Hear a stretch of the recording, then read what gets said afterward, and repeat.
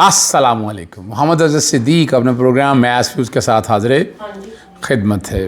Maths fuse काफ़ी अरसे से आप देख रहे हैं और मेरे चैनल को जिस तरह हिट किया हुआ है और बहुत सी चीज़ें मैं आपके सामने पहले रख फायरवॉल के लिए कितनी कोशिश की, ट्विटर को खुलाने के लिए मैंने कितनी कोशिशें और काविशें की। कोशिशें मैं करता रहा ये सारा, लेकिन आप याद रखिएगा उसका फिर नुकसान तो अपनी जगह पर मौजूद है। 18 जनवरी 2026 और इतवार का दिन है। जनवरी तकरीबन इख्तिताम को है, लेकिन हलचल आपको नज़र आ रही है। नज़र आ रहा है कि कुछ चीज़ें किसी एक सिमत की तरफ चल रही हैं। वहाँ से आप अंदाज़ा लगा सकते हैं, कोई लंबा काम नहीं, कोई मुश्किल समझने वाली बात भी नहीं है।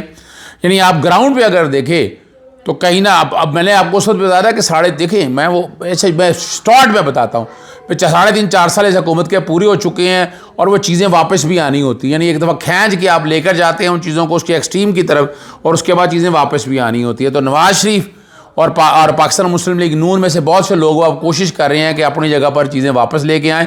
अच्छा, वो लेके इसलिए ना आए ताकि उनके साथ कोई ज़्यादती ना हो सके, यानी आराम से हालात बेहतरी की तरफ जा सके। लेकिन मैं समझता हूँ उनके हाथ से ये बात जो है ना वो निकल चुकी है। अब करप्शन का ढेर है, बहुत सी चीज़ें भी आने वाले दिनों में बहुत सामने आएंगी। मकसद मेरा सिर्फ यही है कि चीज़ें सीधी कर सकें या निज़ाम बेहतरी की तरफ जा सके। है ये मुश्किल काम, मैं बार बार तज़किरा और जिक्र करता हूँ कि ये मुश्किल काम है, नामुमकिन नहीं है, याद रखिएगा। और वजह सिर्फ यही है कि पॉलिटिकल सियासी जमातों ने अपनी स्पेस खुद कम की है।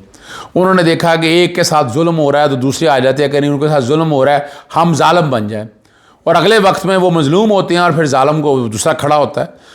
पाकिस्तान तहरीक इंसाफ ने ये रवायत और रविश जो है बदलने की कोशिश की। इमरान खान ने, क्रेडिट तो इमरान खान को जाता है कि उन्होंने कोशिश की कि ये रविश बदल सके और इस रविश को बेहतरी की तरफ ले जाया जा सके। और इसी कॉन्टेक्स्ट को सामने रखते हुए वो इन चीज़ों को देख रहे हैं। ये समझने के लिए आपके लिए आप ज़रा आसानी से चीज़ों को समझेंगे तो आपको बहुत सी चीज़ें समझ आ जाएंगी।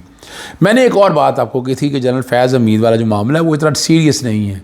इतना सीरियस जो बड़ा शोर किया गया, बड़ी बातें की गई, बहुत कहा गया ना, क्या हुआ? ठीक है, सज़ा हो गई है। अल्टीमेटली कोई आपने को बहुत बड़ा देखा, कोई जुल्म और ज़्यादती के हवाले से, उनकी फैमिली या उस कॉन्टेक्स्ट के हवाले से कोई चीज़ आपने देखी नहीं? वो ठीक है, वो तो टाइमिंग है। और मैंने एक वजह बताई थी, मैं इसको उस तरह नहीं देख सकता। और बात भी वही सीधी सी है कि वो सिर्फ़ और सिर्फ मामला अगर हैं तो वो उसी की हद तक हैं जो मोइज़ वाला केस है, टॉप सिटी वाला। और उसके साथ साथ बहुत सी बातें निकली। उनके भाई के हवाले से आया FIA का मुकदमा जो है बहुत बताया गया। मैंने कहा जनाब ये उससे बहुत पहले का मुकदमा है, पटवारी के तौर पर अगर देखा भी जाए तो उसकी है क्या, हैसियत क्या है, अहमियत क्या है, कोई ऐसी बड़ी बात नहीं है। जब देखा जाए तो कोई ऐसा इशू नहीं है। FIA ने और वाक़या जो है वो कितना पुराना था, 31 दिसंबर को फ्रॉड और दीगर दफ़ात के तहत मुकदमा दर्ज किया। और ज़रा सुनिएगा, समझना है आपको। और 16 जनवरी को इस्लामाबाद के स्पेशल जज सेंट्रल ने फ्रीकैन की माबैन सुलह होने पर नजफ़ हमीद की ज़मानत की तौसीक़ कर दी। ठीक है ना जी। और मुकदमा ये जालसाजी का था। मैं और बातें कुछ नहीं कहना चाहता, आप समझ सकते हैं कि मैं क्या कहना चाहता हूँ कि अगर वाकई ही इसको लेके जाना था तो इतनी अपना खींचना चाहते तो ये सुलह भी पॉसिबल थी? नहीं पॉसिबल थी। ये बड़ी सीधी बात करें ना, क्या सुलह पॉसिबल थी? नहीं पॉसिबल थी। तो सुलह पॉसिबल हो गई, हालात बन गए और सारा कुछ ठीक है, सब हंसी खुशी रहने लगे। कुछ ये कहना चाहते हैं आप? नहीं, मैं नहीं ये समझता कि सभी हंसी खुशी रहना चाहते। कहीं ना कहीं ऐसी बात तो है कि जो इन चीज़ों को उस तरफ लेकर जा रही है और वहाँ से आपको अंदाज़ा हो जाएगा। मैं एक बात का बड़ा कायल हूँ और मैं अब आगे तब्दीलियाँ देख रहा हूँ, बहुत बड़ी बड़ी तब्दीलियाँ देख रहा हूँ, बहुत बड़े बड़े इशूज़ अब आप आने वाले दिनों में देखेंगे और आप लोगों को अंदाज़ा हो जाएगा कि हम कहाँ खड़े हैं और हम किस सिमत की तरफ जा रहे हैं। ये समझना आप लोगों के लिए बहुत ज़रूरी है। बार बार तज़किरा करता हूँ, बार बार मैं जिक्र करता हूँ। एक और इशू जो बड़ा गौर तलब है कि लाहौर की सड़कों पर सेफ सिटी कैमरे ने अपना जी चलान भेजना शुरू कर दिया धड़ाधड़। मैंने TV प्रोग्राम में भी एक बैठकर बात की जनाब। वो अच्छा, वो आप क्वेश्चन है, लाइनें लगे नहीं, ज़ेब्रा क्रॉसिंग है नहीं, ट्रैफिक सेंस है नहीं, और भारी भरकम आपने ज़ेब्रा क्रॉसिंग पे जुर्माना। यार खुदा रहा है यार, मैं कई वाक़े ऐसे बताता हूँ। अभी अब मिसाल रीगल चौक पे अगर आ जाए तो एकदम यहाँ से मोटरसाइकिलें निकलना शुरू होती हैं, अभी इशारा खुला ही होता है और वो दूसरा आने वाला पीछे है, वो क्या करे, वो ज़ेब्रा क्रॉसिंग होगी ना, उसका कसूर क्या है? मेरा एक सवाल है, उसका कसूर क्या है? इस सारे मामले को सामने रख कर देखा जाए। फिर एकदम मोटरसाइकिल वाला आ जाए, अगर फ़र्ज़ करें कोई रिक्शे वाला आ जाए तो क्या करेंगे आप?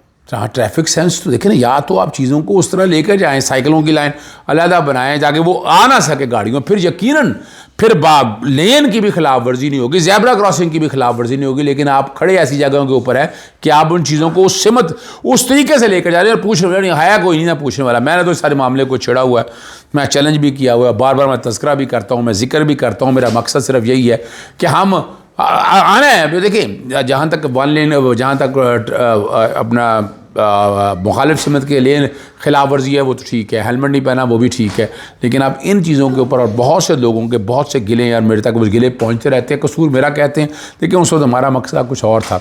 शाहीन सेबई साहब ने एक बड़ी ज़बरदस्त बात की है, वो जिक्र करते हैं कि बाकी लोगों के साथ क्या हुआ, ठीक है ना जी, और घरों पर हमले हुए, तहकीकात जारी हैं, ठीक है ना जी, और वो बातें, लेकिन वो कह रही हैं कि जब वो अपने घर पहुँचे तो गाड़ी बाहर सड़क पर खड़ी थी और कोई बंदा फ़ोटो ले रहा था और कहता जैसे ही हम पहुँचे वो बगैर कहने वो निकल गया। हमने वीडियो बनाई और उसका नंबर लेने की कोशिश की, मगर देर हो गई। उसकी गाड़ी हमारी स्टेट की थी क्योंकि उसके आगे नंबर प्लेट नहीं थी, और कह रहे हमने वीडियो बनाई जो हमारी वीडियो में रिकॉर्ड हो गया और आपके सामने पेश है। ऐसी कोई ख़ास बात नहीं है, वो शाहीन सेबई कहते हैं, मगर एहतियात ज़रूरी है। अभी चेक कर रहे हैं किसी और के घर से CCTV कैमरा या सरकारी कैमरा में उस गाड़ी का नंबर आ गया तो पुलिस और FBI को ज़रूर इतला देंगी। ये UK में या अमेरिका में हो रहा है, पाकिस्तान में तो हालात आपके सामने हैं, जो पोजीशन है वो बड़ी क्लैरिटी के साथ सामने है, लेकिन ये वहाँ हो रहा है जहाँ कोई ऐसे हालात नहीं है, जहाँ रूल ऑफ लॉ की बातें हैं, लेकिन लग यही रहा है कि पूरी दुनिया के अंदर अब रूल ऑफ लॉ की वैल्यू उतनी अहमियत शायद ख़त्म होने वाली है या ख़त्म हो चुकी है। हम कुछ इस तरह की बात कर लें तो ज़्यादा मुनासिब होगा।